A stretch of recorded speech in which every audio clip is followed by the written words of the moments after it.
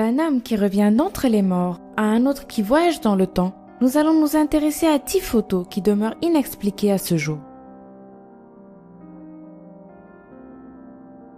Observez bien cette photo. Un homme à droite se différencie clairement. On le croirait tout droit sorti de notre époque, et pourtant cette photographie fut prise en 1941, lors de la réouverture du pont de South Fork au Canada. Tout paraît moderne chez lui. Des lunettes de soleil noires, un pull à capuche, mais surtout un petit appareil photo parfaitement contemporain. Alors, un provocateur excentrique au cœur de la campagne canadienne en 1941 ou un voyageur spatio-temporel égaré à une inauguration provinciale? Aujourd'hui, le débat reste largement ouvert. Une chose est sûre, le cliché n'a jamais été retouché. La photo est bel et bien d'origine. Elle a fait l'objet d'une analyse. Il s'avère que cette dernière date bien de 1941. Cette photo de la famille Cooper a été prise dans les années 50 lorsque la famille de 5 personnes a emménagé dans une vieille maison au Texas. Le soir de la première nuit dans leur nouvelle demeure, le père a pris une photo de sa femme et de sa mère posant avec leurs 2 fils, tous souriants. Une fois la photo développée, la famille Cooper a eu l'immense surprise de voir un corps tombant du côté gauche de la photo. Le père Cooper était formel. Ce corps n'était pas là lorsqu'il a pris la photo. Alors où était-il? Était-ce une apparition d'un ancien locataire décédé de la maison? Personne ne l'a jamais su. Le 13 mars 1997, des lumières diversement décrites furent observées par des milliers de personnes entre 19h30 et 22h30 de la frontière du Nevada en passant par Phoenix jusqu'à la limite de Tucson. Les lumières de Phoenix désignent en réalité plusieurs phénomènes distincts observés la même nuit à des endroits différents. Une formation triangulaire de lumière observée en train de passer au-dessus de l'État et une série de lumières stationnaires vues à Phoenix et dans ses environs.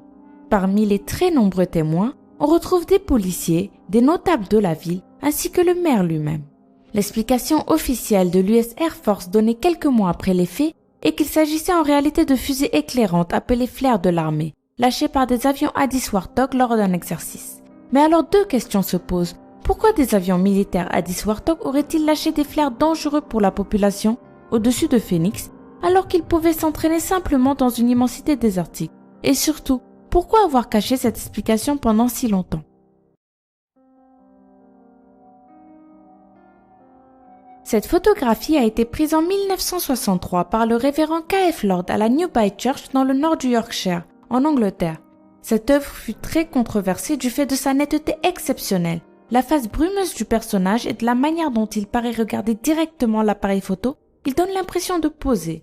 Pourtant, ce cliché fut examiné soigneusement par des experts en ce domaine qui ne décélèrent aucun trucage apparent. Le révérend Lord déclara qu'au moment de la prise de la photo, rien n'était visible à l'œil nu. C'est seulement lors de son développement qu'apparut cette étrange figure.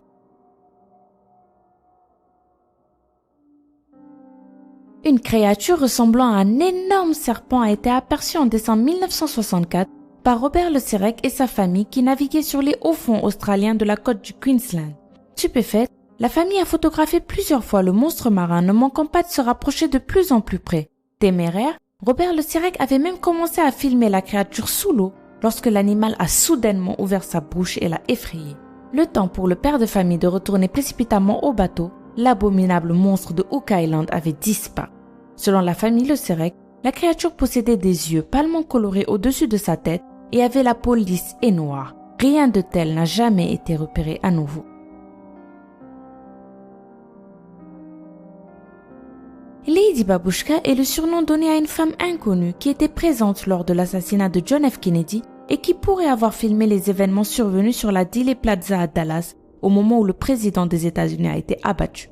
Son surnom est directement lié au fait qu'elle portait un foulard généralement porté à l'époque par les femmes âgées de nationalité russe.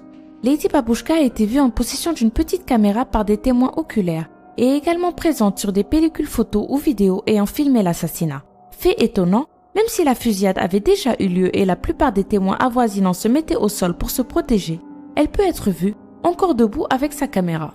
Lady Babushka ne s'est jamais fait connaître auprès des autorités et ni elle, ni son éventuelle séquence vidéo n'ont jamais été retrouvées.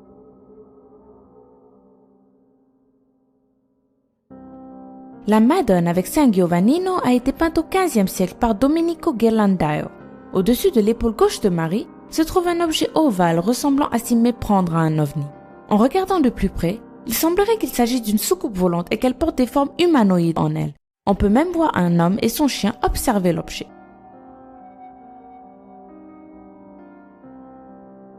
Dans les années 1950, alors que la course à l'espace entre les États-Unis et l'Union soviétique commençait à peine, les États-Unis firent une étrange découverte.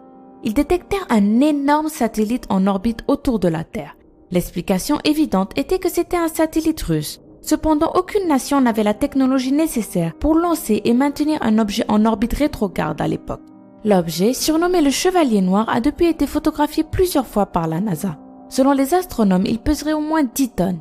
Or, la technologie des années 50 était parfaitement incapable d'envoyer un objet de cette masse dans l'espace. Alors, épave spatiale ou satellite extraterrestre, 60 ans plus tard, le mystère du Chevalier Noir reste entier.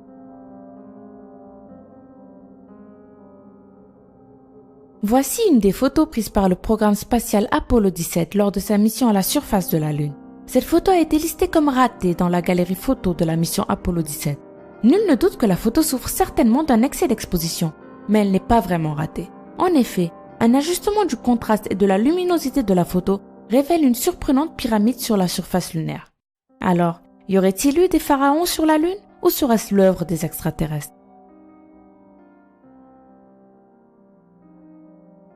Cette photo date de 1919, mais elle ne devint connue qu'en 1975, lorsque Sir Victor Goddard, un officier à la retraite, la fit publier.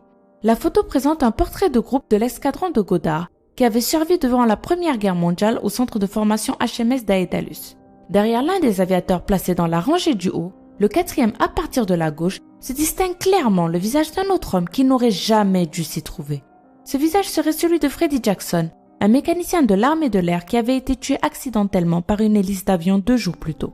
La photo avait été prise le jour de ses funérailles, et les membres de l'escadron reconnurent aisément leur ancien camarade.